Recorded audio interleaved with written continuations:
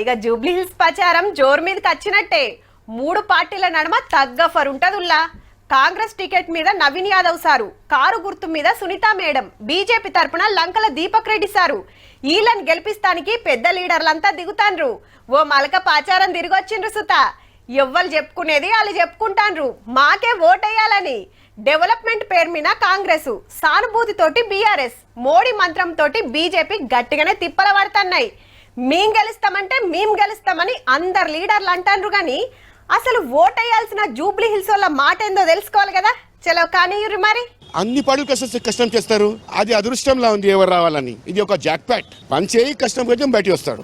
200 యూనిట్ల లోపు మేము కరెంటు కట్టలేము, బిల్లు కడతలేము, సన్న బియ్యం తింటున్నాము. మా ఆడోళ్ళు బస్సులో ఫిరి తిరుగుతారు. మా ఇంట్లో 4 ఆడోళ్ళు. 4 ఆడోళ్ళు అంటే నెలకు వచ్చి ఒక 10-12 వేలు. నవీన్ యాదవ్ పుణ్యాన పిల్లగాడు డిగ్రీ చదివిండు. పిల్ల ఇప్పుడు ఇంటర్ ఫస్ట్ ఇయర్ ఉంది. ఆపదలో ఆదుకుంటాడు. సగం రాత్రి ఫోన్ చేయి, 15-20 నిమిషాలలో వస్తాడు. ఏం ఆపద ఉంది చూస్తాడు. జనాలు వెరిపోయారు. రోడ్ చిన్నగా అయింది, ట్రాఫిక్ ఎక్కువ జామ్ అవుతుంది. దీనివల్ల చాలా ఇబ్బంది అవుతుంది. ఈ రోడ్ కటింగ్ పోతామని 15 సంవత్సరాలు అయింది. ఏడేసిన గొంగడు అక్కడే ఉంది. దుమ్ము చూడు, చేయలేక చచ్చిపోతున్నాం పొద్దున. చాలా మంది నవీనాన్న గెలిస్తే బాగుంటుందని చాలా మంది అంటుర్రు. ఆ పిల్లగానికి అవకాశం ఇస్తే చాలా బాగుంటుంది. అంటే ఏ రాత్రి అయినా మేము లోకల్గా పోయినా కానీ కలుస్తాడు. చిన్న వివరాలు సాగు అయినా సందర్భమైనా వచ్చాయన ఎంత సాయం అయినా ఈ ఏరియాలో ఆయన మాత్రం ఖచ్చితంగా చేస్తాడు. 3 పూటలు తింటున్నాం, పండుకుంటున్నాం. ఓకే, అంతా ఓకే. కాంగ్రెస్ పార్టీ ఇక రెంట్లు కట్టుకోలేకపోతున్నాం. బతకనికి వచ్చినాం, రెంట్లు కట్టుకోలేకపోతున్నాం. కానీ ఇప్పుడు మళ్ళా గోపీనాథ్ చనిపోయిండు, కానీ మళ్ళా గోపీనాథ్ పార్టీ వస్తుంది. పబ్లిక్ లో ఉన్న టాక్ మాత్రం కాంగ్రెస్ ఇదే నవీన్ యాదవ్. ఎందుకంటే ఆయన యూత్. కానీ సింపతి అంటారు బీఆర్ఎస్ వాళ్ళు, కానీ సింపతి కంటోన్మెంట్ ఎలక్షన్లో చూసినాం. సాయన వాళ్ళ కూతుర్తి సింపతి పనిచేయలేదు. దుబ్బాకలో చూసినాం, సింపతి పనిచేయలేదు. మా పార్టీ వచ్చేసి ప్రజా వెలుగు పార్టీ. జూబ్లీస్ ఎమ్మెల్యే అభ్యర్థిని గత 6 నెలల నుంచి ప్రచారం చేసుకుంటున్నాము. ప్రతి గడప సమస్యలు మాకు తెలుసు.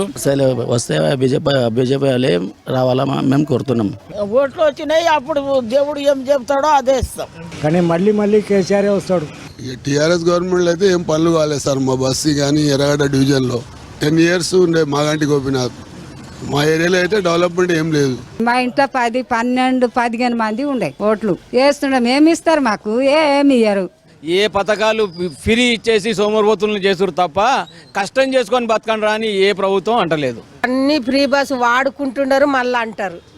ఆయన బస్సు ఎక్కుతారు, మళ్ళీ ఆయననే తిడతారు. పోతాం కదా సార్ ఊరికి. మహబూబ్ నగర్ మాది. ఫ్రీ బస్సులు వెళ్తాం, వచ్చేస్తాం. కేసీఆర్ సార్కు డబుల్ బెడ్రూమ్ ఇస్తాం అది అని దరఖాస్తులు పెట్టాం. ఇస్తుండవి వస్తుండవి తోలాండ్రు కానీ మాకు రాలేదు సార్. వెనక తిరిగేటోళ్ళకు బిర్యానీలు వచ్చినందుకు ఒక 500 వాళ్ళు పైసల కోసం చూస్తున్నారు. కానీ వెనక లైఫ్ ఏంటి అనేది వాళ్ళకి అర్థమైతలేదు. అందరూ వసూలు చేస్తాం అంటారు. అదే మాటలు అంటారు పాతవే. వాళ్ళు అవసరం ఉన్నప్పుడు వస్తారు, పోతారు. ఇది తెలియదు ఏమున్నది రాజకీయం. 150 కోట్ల బడ్జెట్ ఆ మినిస్టర్ మన జూబ్లీస్ నియోజకవర్గానికి కేటాయించి రోడ్లు కానీ, కమ్యూనిటీ హాల్లు కానీ, తర్వాత ఇంకా చిన్న డ్రైనేజ్ సమస్యలు కానీ ఇవన్నిటిని కూడా మ్యాక్సిమం పరిష్కరించారు, ఇనాగ్రేషన్లు చేసిర్రు. 10 సంవత్సరాలు టీఆర్ఎస్ ప్రభుత్వంలో ఉన్నప్పుడు కానీ పనులు ఈ బై ఎలక్షన్ పుణ్యమని అయినాయి. కేసీఆర్నే ఎక్కువ. ఇప్పుడు ఏ ఎమ్మెల్యే కానీ కూడా బయట వచ్చి పెద్ద పెద్దలతో తిరుగుతారు. కాకపోతే నవీన్ అంటే లోకల్లో తిరుగుతాడు. లోకల్ ఏం ప్రాబ్లమ్స్ ఉన్నాయి, ప్రజలకు ఏం ప్రాబ్లమ్స్ ఉందని అది చూస్తాడు ఆయన. 100% నవీన్ యాదవ్ ఎందుకు లేదు. రూలింగ్ గవర్నమెంట్ కాంగ్రెస్ ఉంది. నవీన్ యాదవ్ గెలిస్తే ఏమైనా పనులు జరుగుతాయేమో. ఇప్పుడు ఈయన టీఆర్ఎస్ గెలిస్తే ఉన్న పనులు ఆగిపోతాయి. ఎలక్షన్స్ వచ్చినప్పుడు చేస్తారో లేకుంటే ఏం లేదు. 2 yearsలో సడన్గా కాదు. ఇంతకుముందు మనకు తెలంగాణ ఇచ్చినప్పుడు సర్ప్లస్ బడ్జెట్ ఇచ్చారు. ప్రజెంట్ అయితే మైనస్లో ఉన్నాం. సో అది అప్డేట్ కావాలంటే ఇట్ విల్ టేక్ నియర్లీ ఇంకా 4-5 years నడుస్తుంది మనకు. కేసీఆర్ వచ్చినప్పుడు ఇల్లు వస్తుంది ఆశపడి ఇంత ఎదురు చూసిన ఇల్లు రాలే. కేటీఆర్ వచ్చి ఆయన అప్పుడు మినిస్టర్ ఉండే కదా, మొత్తము వేరే వాళ్ళకు అథారిటీ ఇచ్చేసిండు, వాళ్ళకు పర్మిషన్ ఇచ్చేసిండు. మొత్తం బిల్డింగ్లు కట్టేసారు, కబ్జా చేసేసారు శ్మశాన వాటికంతా. ఎవరు వచ్చినా ఏది శుభ్రంగా చేయరు, ఏం చేయరు, ఎవరేం చేయరు. రేవంత్ రెడ్డి వస్తాడు రన్నింగ్ కదా, ఆయనకి వేస్తేనే మన పనులు అవుతాయి. ఎవరికి వేస్తే ఎవరికి పనులు కావు. అది ఎక్కడ ఉన్న గుంగడి అక్కడనే ఉంటుంది. డబుల్ బెడ్రూమ్ ఇల్లు 3-4 సార్లు పెట్టినాం కానీ ఇస్తామన్నారు, క్యాన్సిల్ చేసేసిండ్రు. పైసలు ఖర్చు పెట్టడానికే ట్రై చేస్తారు. ఆ పైసలు ఖర్చు పెడతారు, దాని తర్వాత పైసలు ఎట్లా సంపాదించాలని ఆలోచిస్తారు. కానీ ప్రజల సమస్యలు తెలుసుకోవాలని ఒక్కళ్ళు కూడా